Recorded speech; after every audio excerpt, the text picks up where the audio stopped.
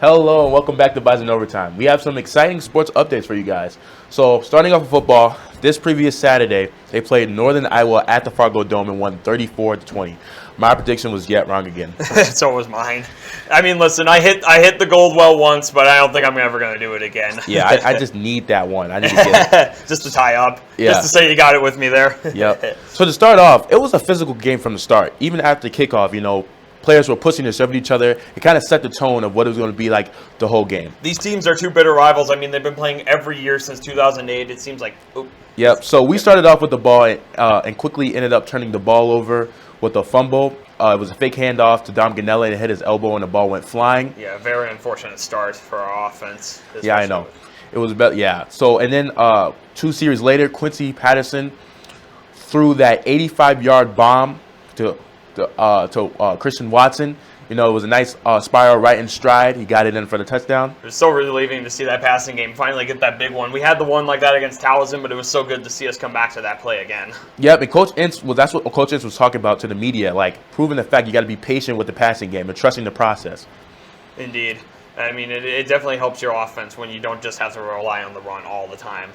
Yep. And then a couple series later, we marched down the field and had good field position with a pass to Christian Watson again, which caused a controversial call. As you can see, he catches it and then he runs and he gets hit by the safety right in the head. No flag there, and I thought the stadium was going to erupt. The fans were livid, and I mean rightfully so. Yep. And then unfortunately, we couldn't get the ball in. We settled for a field goal. Yeah. And then you and I the next drive. I mean, we had a little problem with the secondary all day. They had a bunch of deep passes that were open, and the quarterback finally got him there for a 40-yard touchdown, and Northern Iowa was right back in the game. Yeah, left with 3 minutes left in the game, and then we marched down on the field, but we couldn't get the field goal. Just a little wide left there, and unfortunately, Yeah, that was the end of the second half. We were up 13-10. Yep. And then this tied the game right up here at 10-10. So Northern Iowa coming back down from 10-0. And then on this drive here, Quincy Patterson, one of the best 5-yard scrambles I think I've ever seen. Gets away from 2 players right there. I don't know how he didn't get sacked. And then breaks away from a few more tackles right here. And then ends up getting 15 yards for a face mask right there that rips his helmet off. So, I mean, it ended up being a huge play. Unfortunately, could not get it in the end zone again. So we had to settle for another Reinhold's field goal, which put us up 13-10 at the half. Yep. And then the second half, boy, I mean, couldn't have asked for a better start. I mean, Jaden Price, he's been dominant in the punting game all year. Every chance that he's gotten for a return, he's made great plays like this. Yeah, he's been doing good with these punt returns. This unfortunately, this time he couldn't punch it in. He usually gets it in. That last guy just got him. And I get his good field position that to put us in the red zone. Yeah, the guy's pretty hyped there. He always gives you a good Photoshop down there in the end zone. And then Quincy Patterson did a QB keeper, which created a big pile, and they were able to push us in. We've been really doing good with those QB keepers. I think that's some kind of signature move that we have. Yep. I mean, it's definitely been a signature staple of our offense these last couple of weeks, the read option, especially with the quarterback. And then on defense, we got a fumble recovery. Yep. Which put us in good field position again. That also got our defense hyped that, we can't do this. Yep. I mean, great pressure there, and then Costner Ching with the recovery. I mean, the punt return, the touchdown, and now this. I mean, you could not ask for a better momentum swing for the start of the second half. Yep, and then Quincy threw a touchdown pass to our tight end, Gindorf, to get it in. Those two have had very good connection this year. A lot of his passes, if they haven't gone to Watson, they've gone to Gindorf. Yeah. So, yeah, just like that, a 13-10 lead at halftime turns into a 27-10 lead in just a matter of minutes. Yep. So, I mean, the momentum swing was wide open for NDSU. Yep, and then unfortunately, you and I came back and scored a rushing TD to make it 27-17. Yeah, they weren't going to go away easily. I mean, not in this rivalry. Yeah, and then to start the fourth, we marched down to the field. Quincy had a good run, 40-yard. He's just sprinting, running, getting away to defenders. This time he couldn't. It seemed like he always get hits out of bounds too. He does, but I mean, the fact that he's able to get these big chunks of yardage is very good for our offense. I mean, if the pass isn't there, he scrambles right away. Yep, and another QB keeper, like I said, was really deadly in our offense it seems to be, and that made it 34-17. Yeah, I mean, at that point, the game was kind of out of reach for you and I. I mean, they tried to come back late in the game. They got one more field goal at the end here to make it 34-20, but at the end of the day, it was just too little, too late for them. Yep, and in the end of the game, they kicked the field goal to make it the final score 34-20. So our offense, we had a total of 182 passing yards, and on the ground, we had a total of 192 yards. What were some individual stats from that game? So the individual stats, Quincy Patterson, he had himself a pretty decent day. 11 of 21 for 182 yards and 2 TDs. Now, receiving, it was pretty much all Christian Watson. This was his big breakout game. He had 5 receptions for 163 yards and a TD in that 85-yard TD. Noah Gindorf had 2 receptions for 11 yards and a TD, and then Phoenix Sproles had 2 receptions for 8 yards. And then for rushing, Quincy Patterson once again took the mantle for rushing yards again. 12 rushes for 60 yards and 2 TDs. Hunter Lupke had 10 rushes for 40 yards, and then Kobe Johnson had 10 rushes for 39 yards. Yeah, that offense is. I'm glad this game, like we were saying last episode, how we have to use the passing game to win games, and we used it a little bit. When this offense is versatile, they are very dangerous. I mean, yes, they've been dangerous relying on the run, but when defenses stop that run, it can stop your offense. So if you can dabble into both pass and run to keep the defense honest, it's almost unstoppable. And it seems like we have a 1-2 punch with the passing game. It's either, like you said, it's either Christian Watson or Gindorf. Yeah. So, but we have so many other weapons to pass to. We still got Phoenix. We got Brilliant Henderson. We got Roger Nelson. You know, we got to figure out ways to use those other pieces. We also got Zach Mathis back from injury. I finally see him back in action. Right, a big, tall guy. What, he's like 6'6". Yep, 6'5". I mean, yeah. Yeah. There was one pass thrown to him, but just a little too high. But yes, guys we can use that. You know, we don't even throw it to that often, but we can still use these guys eventually. And boy, think about it, if you can get all these guys the ball, how dangerous, how many yards you could get. Right, and then on defense, they recorded 5 sacks. What were some individual stats on the defense? So individual stats for defense, Jackson Hankey led the way for tackles. I mean, as normally a middle linebacker does, he had 11 tackles on the day. Jasir Cox, Cole Wisniewski, and Dawson Weber had 6 tackles each. And then the 5 sacks came from 5 different players. Cole Wisniewski, Logan McCormick, Will Mostert, Lane Tucker, and Javier Derrett were the ones who got the 5 sacks. Yeah, so our defense is looking pretty good as usual, except that pass, that 44-yard pass that got behind our safety. You know, do you think that was his miscommunication, or what do you think it was? I don't know. I mean, the coverage has struggled this game, unfortunately. There were a lot of passes. I would say about 5 or 6 passes. We got lucky because Day could not seem to hit those deep balls to save his life, unfortunately, for Northern Iowa. And he finally did connect on that one for 40 yards in the end zone. But yeah, our defense, we got beat on a lot of coverage. There was a lot of times their receivers were running flies down the field, and we just got burned a lot of times, unfortunately. And if our pressure didn't get there right away, and that was another issue with the defense. I mean, we got pressure. We could not bring Day down most of the time. We could not get those sacks. We had a chance for at least 10 sacks, and he got away from a lot of them and was able to scramble for quite a bit of yards. Yeah, speaking of sacks, you know, we have some people on that line that we don't have just like 2 or 1 or 2 guys. We have a couple guys like LaShaka Rokes, redshirt freshman that's also getting some new snaps in, a person that didn't get as much snaps last year. Tony Pierce is in that mix. The Mornstar twins are in that mix. We got some players on the front line that can get some sacks for us. Yes, and I'm saying they got the pressure last week. You know, we had 5 sacks, and like I said, we could have had at least 5 more. But unfortunately, there were some missed sacks on that game. And I mean, credit Day. He did a good job getting away from sacks. He did a good job of scrambling most of the time. But yeah, I mean, that's risky when you're playing, you know, teams eventually possibly in the playoffs. That's going to be risky when you can't bring a quarterback down. Yeah, so we are now 5-0. Their next game is tomorrow at 2 p.m. against Illinois State at Illinois. Illinois is 2-3. Last season we beat them 21-13. And we have won 10 straight games against the Redbirds. We are leading the series 12-2. That's dating back all the way to 2007.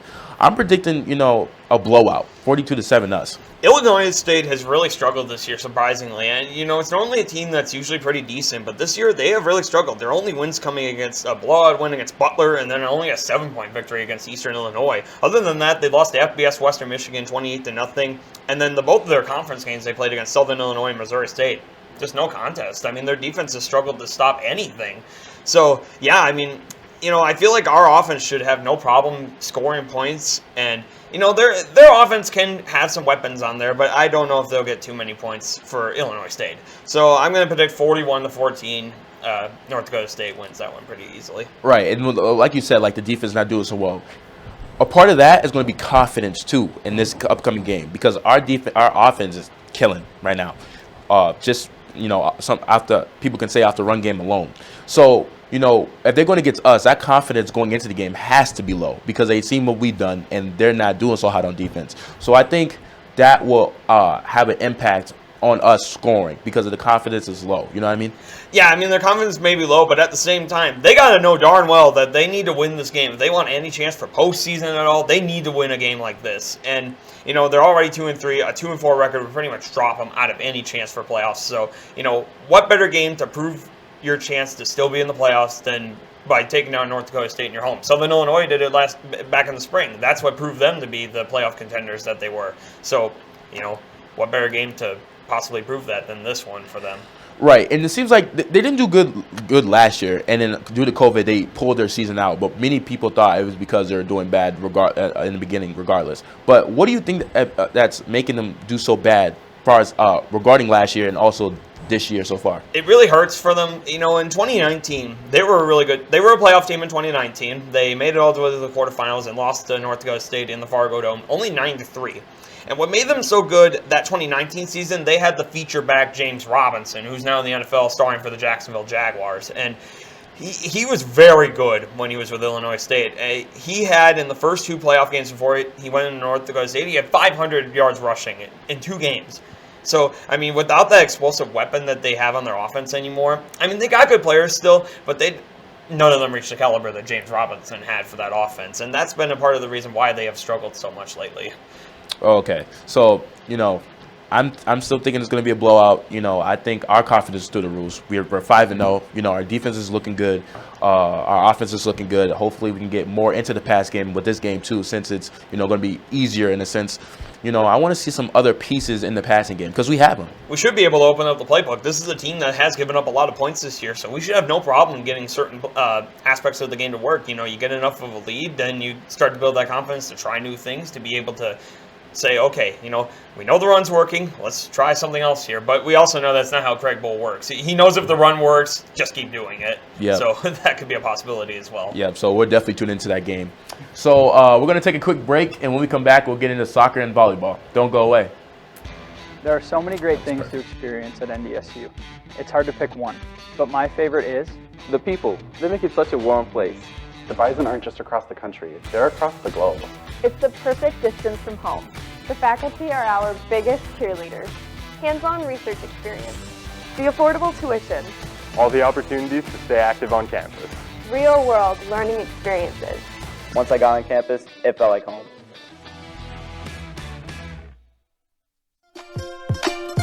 The NDSU bookstore has everything you need to show off your Bison pride. The bookstore can have you sporting green and gold wherever you go. It offers many different brands, sizes, styles, and selection so that you find exactly what you're looking for. Shop the NDSU bookstore and show your spirit today.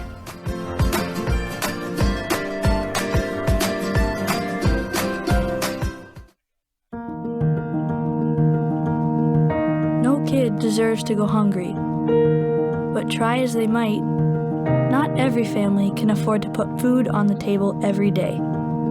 That's why the Great Plains Food Bank and their partner agencies work every day to bring food to our hungry neighbors. Every dollar donated can provide 4 meals for those in need. Go to greatplainsfoodbank.org and donate today, so no kid in North Dakota ever has to go hungry. There are so many great things to experience at NDSU. It's hard to pick one, but my favorite is the people. They make it such a warm place. The Bison aren't just across the country, they're across the globe. It's the perfect distance from home. The faculty are our biggest cheerleaders. Hands-on research experience. The affordable tuition. All the opportunities to stay active on campus. Real-world learning experiences. once I got on campus, it felt like home. Thank you for not going away. Now we're going to get into soccer and volleyball. So this previous Sunday, they played rival UND for homecoming and beat them 2-1. So in the first half, senior Brooklyn Dew started off the senior day right. She scored her first goal of the season in just the second minute. And that's how you do it. You set the tempo early by scoring that goal in the first few minutes. It gave the team confidence, and it definitely helped them throughout the rest of this game on both sides of the ball. Yep, the goal was assisted, came from Jess Hanley, which is doing pretty good on scoring and assists. For Brooklyn, it was her 7th career goal. Yeah, and then the second half, UND ended up tying the game in the 76th minute with a header off of a corner kick. So only 15 minutes to go, the game's tied up. It's getting tense. And then NDSU responds with a goal with only 39 seconds left. Alicia Need scored the goal on an assist from Olivia Lavick to end the game. Talk about a nail-biter of a finish in the last minute. I mean, we've lost on games like that this year. The one to Marquette, we lost in double overtime on the last-minute goal. Yeah. So it's nice to get a win like that this time around. And I'm glad we can capitalize off that game because usually we can't even score. And it's good that we scored twice. So, the soccer is going up, bearing that the last 4 games, we couldn't even get scores on the board. We jumped off of a 4-game winning or a losing streak. So, yeah, that felt good to get off of that. Yep. And then our goalkeeper, Howie, finished the game with 8 saves, the 3rd most in her career. Senior Danielle Algera moved into the top 10 in career games played for the Bison. She is 4 games of becoming the 2nd of all-time Bison list. No, that was amazing defense by the Bison. UND had 16 shots on the goal and only allowed 1 of them. I mean, that was unbelievable by our goaltender. And then NDSU, we had talked in previous weeks about making your shots count. If you get those shots on the goal, make them count. We only had 10 shots on the goal, and we made 2 of them. So that is a great improvement for our offense as well, to actually get those shots when they count, and, that's why we won the game. Yeah, that's what we were talking about in previous episodes, getting those opportunities and scoring off those opportunities. So I'm glad they're turning it around. They are now 2-7-1, so hopefully it's only wins from now on. They play today against South Dakota State at 6 p.m. at South Dakota and Brookings. South Dakota is 12-1-1. So this game, I think this game is going to be pretty balanced because the wins that they have most of them have not been against tough teams. So, they beat Kansas City and we lost to them. That's safe to say. But we beat Oral Roberts and they tied with them. So I don't know if it was, it's one of those things that you don't know really what it is. I'm predicting a 1-1 tie.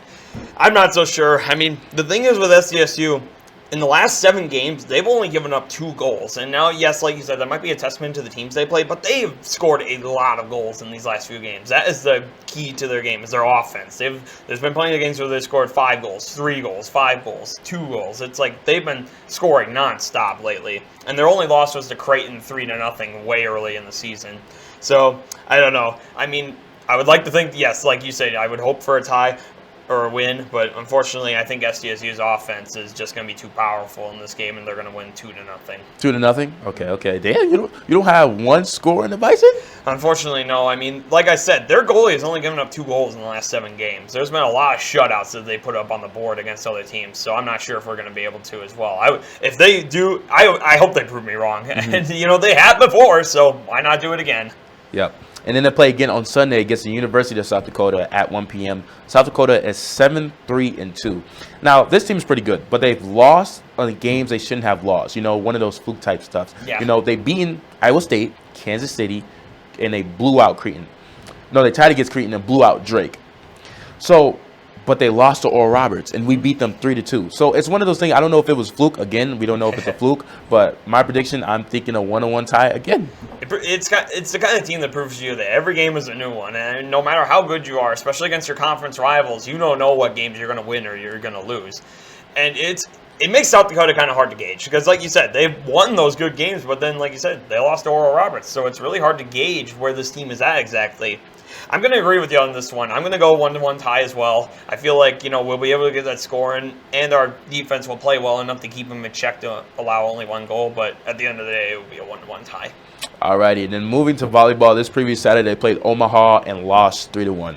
I can't say I'm surprised because we knew it was going to be a tough game.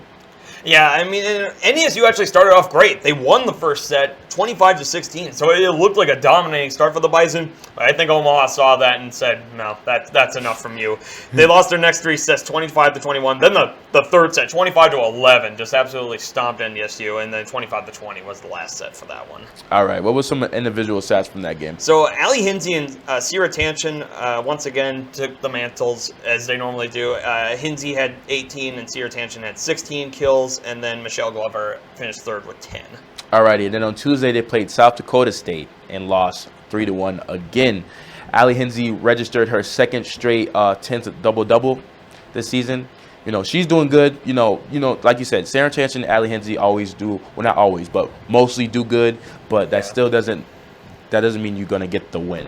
Yeah. So what were the stats from those games? So the stats from this game, well, SDSU won the first set 25-18. NDSU got their one set victory. In the second set, they won 25-18, but then SDSU took the last two, 25-22, and then 25-21.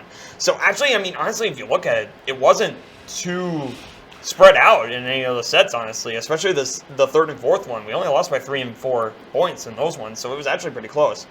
But here was the problem. The kill stats for that game, Sierra Tanchin had 18, which is really good. Allie Hensey had 13, which is really good. But the third most was Alexandria Hicks with 4. You can't exactly expect a victory when you only got 2 players scoring most of the kills. And that's what we were saying in the previous episode. Allie Hensey and Sarah Tanchin can do so much. Other players have to step up to get those points for us to win the game. Yeah, and Michelle Glover has been, here and there around for them as well as Alexandria Hicks. But, after that, it really drops off. There's really nothing after that, unfortunately. Yeah, so the girls there are now 8 and 12. They play UND tomorrow at 7 p.m. at home. Who likes UND? Now UND is 1 and 19. They're doing terrible, which is how I like it. No one likes UND. So last season we played them 4 times and we swept them 3 out of the 4 times. So just like last year, they're not doing good that well this year. I think it's going to be a sweep this game. That's what I think. I think it's going to be a sweep this time around again. I just hope our station doesn't reach out to Grand Forks with you saying stuff like that. I agree with you, though. The atmosphere is going to be great for this game, though, because it's green and gold night. The pep band's going to be there. I'm sure a lot of fans will show up for this one. I think NDSU should have a great night. It'll be no problem. 3-0 will be the final. I feel like maybe one of those sets, maybe UND could give us a bit of a scare, quote unquote, but we should be able to handle them pretty easily. 3-0 sweep. Yep. Be sure to tune into those games. We're going to take a quick break. When we get it back, we'll dive into women's golf and a little bit of cross country. Don't go away.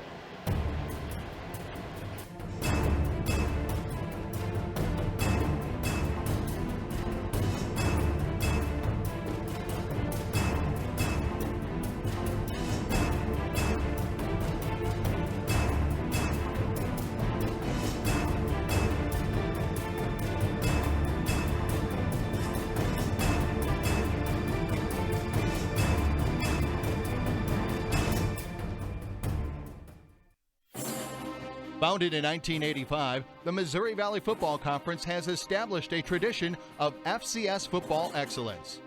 Competing at the highest level of NCAA Division I, student athletes at its 10 institutions demonstrate character, passion, and integrity as they grow as a student, an athlete, and a citizen. The Missouri Valley Football Conference, where leaders are shaped and champions are forged.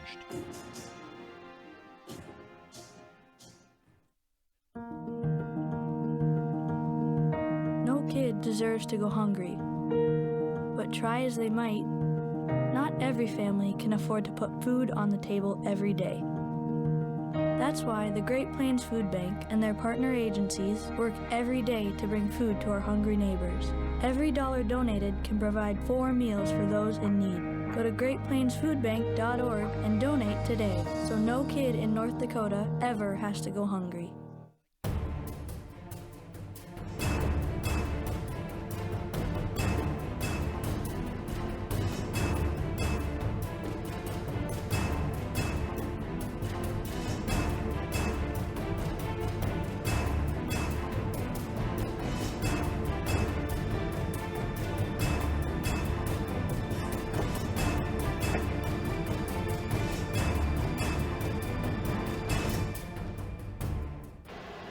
Welcome back. Now we're going to get into women's golf. So the women's golf team had a tournament in the Pat Lesser Howard Bottle Invitational on Monday and Tuesday. So on Monday, the Bison were in 6th place, carding rounds of 298 and 308. So for Seattle was leading with a score of 582, and then Santa Clara was 2nd, and then Utah Valley was 3rd. So some of our player stats. Catherine Monty was tied for 19th place after posting rounds of 73 and 77 for a 2-round total of 150 points. Leah Scar had a round of 75 and another round of 79, which totaled to 154. Maddie Herzog had a round of 76 and a round of 78 to total to 154 also, and they both tied for the 42nd place. So, you know, it's not too bad, it's not too good. You know what I mean? It's kind of in between. And then Alice Haven tied for 49th place. So. Yep. And then on Tuesday, the Bison came in 8th place after assembling rounds of 298, 308, and 306 for a total of 912. Seattle ended up winning the tournament. Catherine Monty led the way for the Bison, tied for 21st place on Tuesday after assembling rounds of 73, 77, and 76 for a total of 226. Leah Scar had 3 rounds of 75, 79, and 76, which totaled up to 230. Maddie Herzog had rounds of 76, 76, and 78, which equaled up to 230, and they finished tied for 40th with Leah Scar. Elise Hoven, she had rounds of 81, 74, and 78 with a score of 233, and she tied for 61st. Joe Baranchek, she had scores of 74, 82, and 79, which is a total of 235, and she tied for 68th place. As a team, the Bison connected. They got 155 pars and 29 birdies. So a lot of pars, but not a lot better than that, unfortunately. So 8th place out of 20. It's not bad. No, it's not at all. And I mean, that's a testament to getting a whole bunch of pars. I mean, you're not going to finish up front with a whole bunch of pars, but you're never going to finish in last if you get nothing but pars all the time. Yeah, so the girls, just like the boys, are not doing too bad, you know. Last week they were first, but the week before that they didn't do so well. So do you think, you know, they're in the up and up now, like they're in the balanced state that, you know, they can get some wins or be in the middle of the pack at least? Yeah, and it's what I predicted last week. I said they were going to finish somewhere around 5th to 10th place, and you know, they finished right in 8th. And yeah, they do definitely have a sense of balance right now, which was kind of uncertain at the beginning because they finished 2nd and then 18th all of a sudden, or 15th out of 17 teams. So it's like it was really confusing at the beginning. But you know, now they have the 1st place and now they have an 8th, so it's starting to sort of balance itself out. But it kind of comes at a bad time because now they have a big break. They don't play again until the spring. Yeah, like you said, yeah, they have a bit of a break. They come back on February 20th for the duel in desert in La Quinta, California. Then the men's play next Saturday. So, you know, they have a bit of a break to get their squad ready for that. Yep. And then for men's and women's cross country, their tournament is tomorrow. The men's tournament is they're both tournament tomorrow at the Bradley Pinkett Classic in Illinois. So be sure to keep up with those updates. You know, we got to go back with the football because, you know, the FCS rankings got a little bit, you know, scrambled. Unbelievably. Second-ranked SDSU, South Dakota State, lost at home on a failed 2-point conversion in overtime to Southern Illinois. So now Southern Illinois jumps themselves up from 8th to 4th, and SDSU drops back to 8th. And then James Madison, who was ranked 3rd last weekend, they ended up losing to Villanova at home, so they dropped themselves out of the top 5, and Villanova puts themselves up in the 6th. So you got teams, and another team too, Rhode Island knocked off number 9 Delaware, so they're moving up too. So you got teams like your Rhode Islands, your Villanovas, teams that you don't normally see up there, all of a sudden up in the rankings. So this year for the playoffs is kind of confusing to keep track of so far, because we don't know what teams are going to be up at the front at the end of the year, because it seems to be ever-changing every week, this week especially, with those 2 big upsets. And, you know, it's really awesome to see this because, you know, it's not so predictable this year. It's not like the FBS where it's predictable. You got your Oklahomas, your Alabamas that are going to be up there every year. You know, we got teams that show up every so few years and that show that they can compete with these big boys. You got Southern Illinois coming, you know, 2 years ago, Southern Illinois, they were in the middle, and they kind of improved themselves with the spring, and now they're one of the front runners, I would say, Southern Illinois, after that upset of SDSU. And then Villanova, they've been playing lights out lately. Why not give them a chance this year? Rhode Island as well, the Rams. You know, after a win against Delaware, I would definitely consider them up in the front as well. And then North Dakota, NDSU is 3rd in the rankings right now so far, which is pretty good. You know, we got to get that number 1 spot soon. Thank you for tuning in to another episode of Bison Overtime. Catch us next Friday at 11:30 again for another episode. Go Bison.